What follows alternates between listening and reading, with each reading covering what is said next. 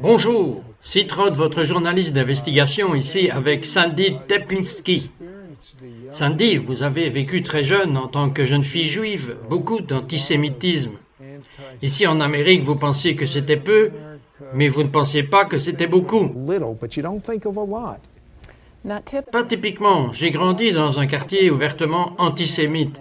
Nous vivions non loin de l'ancien siège nazi dans la ville de Chicago. Et donc, tout enfant, j'ai grandi en ayant à me défendre physiquement. Je me suis battu sur les terrains de jeu et j'apprenais à riposter très rapidement, et peut-être dans certains cas un peu trop efficacement. Mais à la base de tout cela, il y avait une connaissance motrice pour connaître le Dieu pour lequel je me battais, pour ainsi dire. Maintenant, dans quel type de synagogue êtes-vous allé? C'était très religieux, vous pourriez l'appeler orthodoxe. Et vous avez aimé la synagogue? Oui, je l'ai aimé. J'y ai trouvé un grand confort. Je ne me souviens pas d'un moment où je n'ai pas cru en Dieu. Et moi, à la suite de cela, j'ai été vite désillusionné au moment où, à peu près à ce moment-là, parce que je voulais tellement de tout mon cœur aimer le Seigneur, de tout mon cœur comme nos Écritures le commandent, comme la prière fondamentale dans le judaïsme nous commande d'aimer Dieu de tout notre cœur, notre esprit, notre âme et notre force. Et je n'ai vu personne, pas même le rabbin dévote, qui l'avait fait. Et je me suis donc lancé dans une recherche pour savoir comment je pouvais aimer ce Dieu. Vous savez, c'est tellement incroyable. Avant de commencer l'émission, je vous ai dit, nous sommes tous les deux juifs, nous venons tous les deux de milieux juifs traditionnels, mais pour moi, j'avais hâte de sortir de la synagogue et Dieu n'était pas dans mes pensées. Et pour autant que je le connaisse personnellement, comme l'a fait Moïse et David, je ne l'ai pas fait, même y penser. Alors, diriez-vous que vous étiez obsédé par la connaissance de Dieu? J'étais un peu obsédé. En fait, je suis devenu très contrarié de ne pas pouvoir connaître Dieu de la même manière qu'Abraham, Isaac et Jacob. Je n'ai vu personne qui l'a fait et je me souviens avoir posé des questions à mes parents et aux rabbins et personne n'avait de réponse pour moi. C'était simplement « Dieu ne se rapporte plus à des gens comme cela ». Mais quelque chose en moi ne se contentait pas de cela. Ok, vous allez à l'université. Maintenant, vous trouvez un autre style d'antisémitisme. Ce n'est pas avoir à se battre avec ses poings, heureusement. C'est un peu plus sophistiqué. Parlez-moi de cela. Eh bien, cela s'appelait évangélisation dans mon esprit. Les gens qui vendaient leurs marchandises spirituelles, pour ainsi dire, dans les années 70, quand je suis allé au collège, m'ont vu comme des cueillettes mûres, je pense, et les évangélistes des campus chrétiens qui étaient là, à ma perception, m'ont agressé avec leurs tracts et avec leurs témoignages évangéliques. Pourquoi n'avez-vous pas fait ce que la plupart des juifs font? Ils disent « Je suis juif, ça ne m'intéresse pas, bon débarras ». Je l'ai fait. Donc ça aurait dû être comme ça. Eh bien, ça aurait dû être comme ça, sauf que j'étais tellement perturbé par ce harcèlement continuel de Jésus dans ma vie. Maintenant, souvenez-vous que j'ai grandi durant l'ère post-Holocauste. Et une chose dont nous n'avons pas parlé, c'est que j'ai simplement été bombardé d'instructions de la synagogue, telles que « Vous ne devez jamais laisser les chrétiens vous enlever votre foi. Vous ne devez plus jamais laisser les chrétiens nuire aux juifs. Plus jamais !» Et j'ai donc considéré cela comme une occasion de combattre le feu par le feu, de réfuter l'évangile, de réfuter cette allégation ridicule d'une naissance virginale. Et donc je suis allé m'acheter un Nouveau Testament. Et je l'ai lu pour la première fois. J'étais prête à écrire les arguments contre. J'étais à l'école d'ailleurs en train d'étudier pour devenir avocate. Et à mon grand étonnement, j'ai découvert que les paroles que j'ai lues dans le Nouveau Testament, quand je l'ai lu pour moi-même et que j'ai pensé par moi-même, étaient remplies de puissance et d'amour comme je n'en avais jamais connu dans aucune de mes autres études ou poursuites religieuses, alors que je m'intéressais à diverses religions orientales. Et donc j'ai lu le Nouveau Testament par moi-même, d'un bout à l'autre. J'ai fait des recherches sur les prophéties de l'Ancien Testament, dont je connaissais assez de mes nombreuses années de formation hébraïque. Et il est devenu très clair pour moi que ce Jésus, ou Yeshua en hébreu comme nous l'appelons maintenant, est en effet la promesse du Messie d'Israël. Oui, mais si un rabbin entendait parler de cela, il dirait « Sandy, tu n'es plus juif ». Mais non, c'est important pour vous d'être juif, n'est-ce pas? Ben, vous savez, si j'en suis arrivé là où c'est important pour moi d'être juif, c'est très important, mais ce qui est plus important pour moi n'est pas comment les gens m'appellent. Je veux dire, la Bible dit que si nous sommes plus préoccupés par ce que les autres pensent de nous, alors nous ne sommes pas juifs. Un juif est celui qui est concerné par les louanges et l'exaltation de Dieu. Vous connaissez Dieu? Ben oui. Vous souvenez-vous de cette jeune fille qui avait à cœur de connaître Dieu et qui n'a trouvé personne dans la synagogue qui ait vraiment une intimité avec Dieu? Elle l'a maintenant. Et ce qu'elle a découvert, vous devez le savoir. Votre vie même en dépend. Nous revenons tout de suite après cette parole. Your very life is dependent on it. We'll be right back after this word.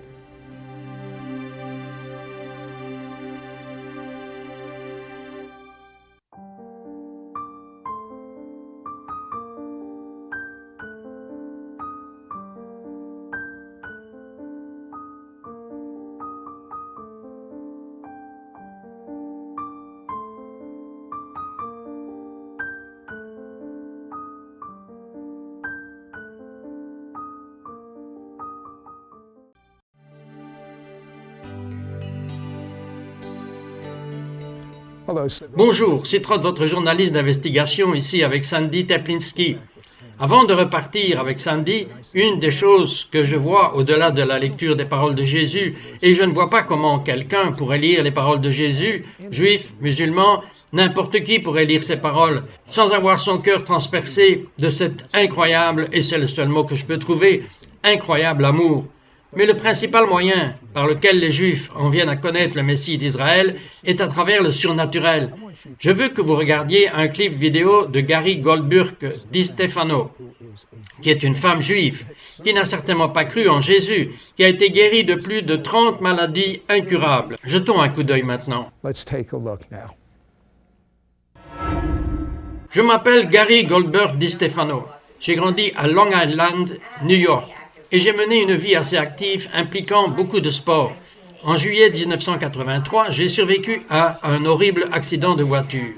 J'ai été brisé en deux de mon cou jusqu'au pied. Tout le côté droit de mon corps s'est brisé sur le volant. J'ai perdu tout le cartilage des deux genoux et j'étais à l'horizontale pendant les 2 années suivantes. Quand la voiture s'est arrêtée, j'étais coincé à l'intérieur de la voiture qui était en feu. Et je n'ai aucune explication, à part Dieu et l'adrénaline, pour la façon dont je suis sorti de la voiture. J'ai passé les 2 années suivantes à essayer de revenir à la verticale. J'ai déménagé en Floride où je pensais que la chaleur serait mieux pour moi. Bien sûr, l'humidité était assez douloureuse. Et Dieu a continué à envoyer des gens sur mon chemin pour me parler de ce juif nommé Jésus, et je ne voulais vraiment rien avoir à faire avec ce gars. Je suis juif, je viens de New York. J'avais très mal et je n'arrêtais pas de lui dire que j'avais une arme et que je leur ferais du mal s'ils n'arrêtaient pas de me parler. Ils n'ont pas arrêté de me parler, mais cela ne faisait vraiment rien pour ma douleur. 2 hommes en particulier, un grec et un à moitié juif, moitié italien, nommé Peter, m'ont donné une Bible que j'ai lue. Et encore une fois, rien ne soulageait ma douleur. 8 ans et demi après l'accident, j'ai eu une hernie discale qui a paralysé le côté gauche de mon corps. Et fondamentalement, j'étais hors de côté. Mon plan était de mettre fin à mes jours. Et j'ai regardé mon arme et j'ai réalisé que j'étais stupide. Si je me tirais dessus, je serais toujours là et dans un état pire que je l'étais déjà. Et j'ai donc décidé de prier. Et ces gens avaient essayé de me faire dire une prière qui disait essentiellement que Jésus est mort pour moi, est ressuscité et était vivant. Et ce concept d'un Dieu vivant était très étranger à mon cœur juif. Je savais qu'il y avait un Dieu, le Dieu Jéhovah, le grand Dieu, et il vivait dans le temple. Et si vous n'allez pas dans ce bâtiment, vous n'aviez pas vraiment besoin de traiter avec lui. Donc c'était difficile pour moi d'accepter de dire cette prière particulière parce que cela aurait été un mensonge et s'il était vraiment Dieu, ce ne serait pas une bonne façon de s'attirer les bonnes grâces. Donc, c'est la prière que j'ai dit. J'ai dit Jésus, si tu es vraiment Dieu comme ils me le disent, alors tu sais ce que je vais faire. Alors au lieu que je le fasse, tu le fais. Je te donne ma vie. Fais-en ce que tu veux. Amen. Et dès que j'ai dit Amen, une main a pris mon épaule, m'a soulevé directement du sol, une vague d'énergie m'a traversé, un sac rempli de démons est sorti de mon cou et disparu dans les airs. Et, alléluia, 39 choses ont été guéries par Dieu en un instant. Vous savez, un nouveau phénomène est en train de se produire. Ce qui est arrivé à Gary arrive aux gens partout dans le monde, pas seulement les Juifs. En fait, j'ai une bonne nouvelle pour vous. Vous n'avez pas besoin d'être juif pour croire en Jésus. Dieu aime tant le monde entier. Mais je crois que beaucoup d'entre vous ont eu des miracles. Et vous avez certainement une petite caméra vidéo à la maison. Pourquoi ne pas parler comme Gary l'a fait, de ce que Dieu a fait, quel miracle il a fait, 2 ou 3 minutes. Envoyez-le nous, nous la vérifierons, et s'il est légitime, nous le diffuserons. Et je veux prouver un point, ce Dieu travaille sur toute la terre en ce moment, pas pour les superstars, mais à travers la superstar. La superstar, c'est Jésus. La superstar, c'est Jésus. J'ai Sandy Teplinsky ici en ce moment et je suis submergé par ce témoignage que nous venons de voir. Mais je suis également submergé par une expérience que vous avez eue impliquant Israël. Parlez-moi de cette époque où vous avez ressenti ce que Dieu ressent pour la nation d'Israël. C'était il y a environ, presque 25 ans, et c'était bien avant que je sois familiarisé avec les phénomènes surnaturels. Et j'étais juste simplement en train de vaquer à mes occupations, nettoyer ma maison, adorer Dieu, chanter, nettoyer ma maison, et soudain, un grand sentiment d'angoisse m'enveloppa comme je n'en avais jamais connu auparavant. Quand j'y pense, la meilleure façon que je pourrais le décrire serait de l'appeler des ordures très tristes. Et il m'enveloppait et me brisait le cœur. Maintenant, je suis une ancienne avocate, alors pendant que cela se produisait, j'analysais cela et je pensais peut-être que je fais une dépression nerveuse. C'est quelque chose pour laquelle je n'ai pas de grille.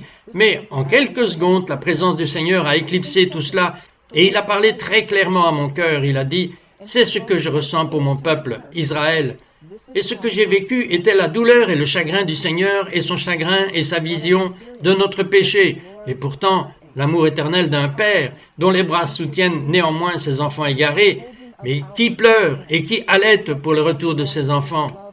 Et donc, je suis tombé sur le sol sous le poids de celui-ci et j'ai commencé à gémir. Maintenant, à ce stade, je pensais vraiment que je pourrais faire une dépression nerveuse et je me souviens avoir fourré un oreiller dans ma bouche à cause des gémissements, pensant que mes voisins pourraient bien appeler la police. Je ne comprenais pas alors ce que beaucoup d'entre nous savent maintenant. C'est que l'Esprit Saint peut déposer un fardeau d'intercession surnaturelle comme celui-là, afin que nous puissions nous tenir sur la brèche. Les Écritures disent que Dieu cherche quelqu'un pour se tenir sur la brèche, pour prier au nom d'Israël ou des nations, ou les deux, pour arbitrer la miséricorde de Dieu. Et c'était donc vraiment le début d'un changement en moi qui résultait, je crois, d'un dépôt du cœur de Dieu. Et bien sûr, au fil des années, le Seigneur a ajouté à cela et apporté la révélation, et ainsi de suite. En fin de compte, Sandy, vous avez écrit un livre intitulé « Pourquoi se soucier d'Israël ?» Et c'est une passion pour vous. En effet, pourquoi se soucier d'Israël?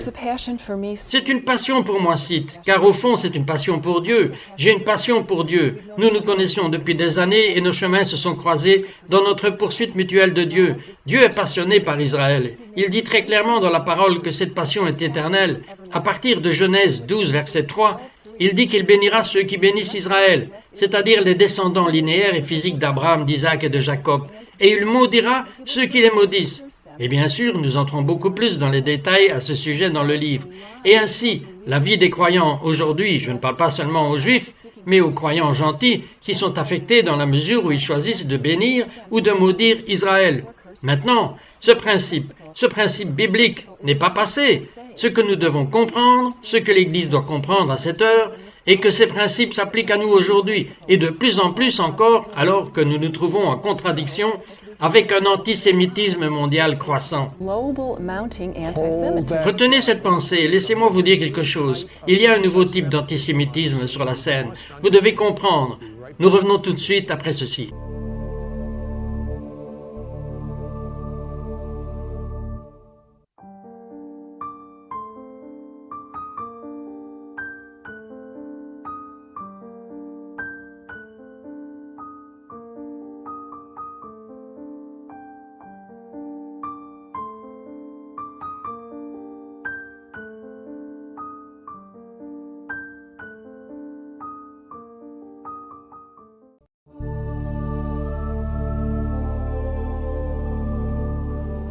Bonjour, c'est Rod, votre journaliste d'investigation, ici avec Sandy Teplinsky.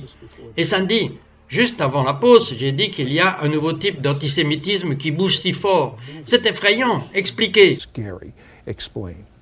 Le nouvel antisémitisme, comme l'appelle la communauté juive, et pas seulement la communauté juive messianique, fait référence en fait qu'historiquement, comme vous le savez, le peuple juif a été persécuté et victime d'antisémitisme, qui d'ailleurs n'est que le revers de l'esprit de l'Antéchrist. Ils sont tous deux anti-Dieu. Dans toutes les nations où vivait le peuple juif, il était pourchassé. Ils étaient persécutés, ils étaient tués. Maintenant qu'il y a un État établi d'Israël, l'antisémitisme est aujourd'hui recouvert d'un mince vernis et prétendument politiquement, à juste titre, appelé antisionisme ou anti-israélisme ou politique anti-israélienne. Mais non, nous ne disons pas qu'être en désaccord avec Israël est l'équivalent d'être antisémite. C'est pas du tout le cas. Mais ce que nous disons, c'est que partout dans le monde, et en particulier en Europe occidentale, nous constatons qu'il y a un tel dédain et une telle fustigation de la nation d'Israël et une assimilation d'Israël au nazisme. Vous savez, ce n'est pas un phénomène naturel, Sandy. Je veux dire que nous sommes tous les deux des penseurs assez logiques. Ce n'est pas une chose logique qui se passe en ce moment. D'autant plus que vous le soulignez même d'un point de vue historique. Qui devrait avoir cette terre? Mais au-delà de l'historique, quelle est la position de Dieu? Et combien il est dangereux pour un chrétien d'être du mauvais côté de la clôture? Mais c'est comme du carburant entrant dans un feu d'origine surnaturelle. Absolument, l'antisémitisme ou la haine du peuple juif est finalement de nature démoniaque. Et je vous le dis, l'ennemi se bat très fort en ce moment pour détruire et anéantir Israël à travers l'islam fanatique et le conflit palestinien. Pour plusieurs raisons. Mais l'une des principales est qu'il sait, le diable sait, que s'il peut anéantir Israël et détruire les Juifs, qu'il peut, pense-t-il, contrecarrer le retour du Seigneur Yeshua, car les Écritures nous disent que c'est dans une ville juive et une patrie juive que Jésus reviendra. Eh bien, dans votre livre, vous dites que la nation juive est la clé pour libérer les bénédictions de Dieu au XXIe siècle. Mais il y a un revers à cela. Et c'est les malédictions. À quel point est-il dangereux pour un chrétien d'être impliqué dans quelque chose comme la théologie de remplacement, où il croit que l'Église a remplacé Israël? L'Église a toutes les promesses, Israël a toutes les malédictions. À quel point est-ce dangereux? Eh bien, c'est extrêmement dangereux. Tout d'abord, nous pouvons revenir à Genèse 12, verset 3, dans laquelle Dieu dit « Je maudirai ceux qui maudiront les descendants d'Israël ». Nous pouvons aller au livre d'Abdias, qui dit au verset 15 « Comme tu as traité Israël, ainsi Dieu te traitera ». Et nous pouvons aller à Romains 11, où l'apôtre Paul, sous l'inspiration du Saint-Esprit, aborde spécifiquement la théologie du remplacement et il dit au verset 1 « Dieu a-t-il rejeté les Juifs? Non ». Et puis, il poursuit en disant au verset 12 que ceux qui sont vaniteux envers les Juifs ou arrogants ont eux-mêmes la chance d'avoir leur propre vie en Christ coupée. Il continue cela au verset 20. Et donc, il nous avertit, en fait, il dit, Paul dit spécifiquement qu'il ne veut pas que nous soyons ignorants. Et il dit cela moins d'une poignée de fois dans toutes les Écritures. Il nous met en garde. Il dit, ne sois pas ignorant. Dieu n'a pas abandonné le peuple juif, que ceux qui croient être debout auront leur propre foi retranchée, et qu'il n'y a qu'un durcissement partiel en Israël jusqu'à la plénitude, la pleine maturité, la ressemblance messianique des gentils entre en jeu.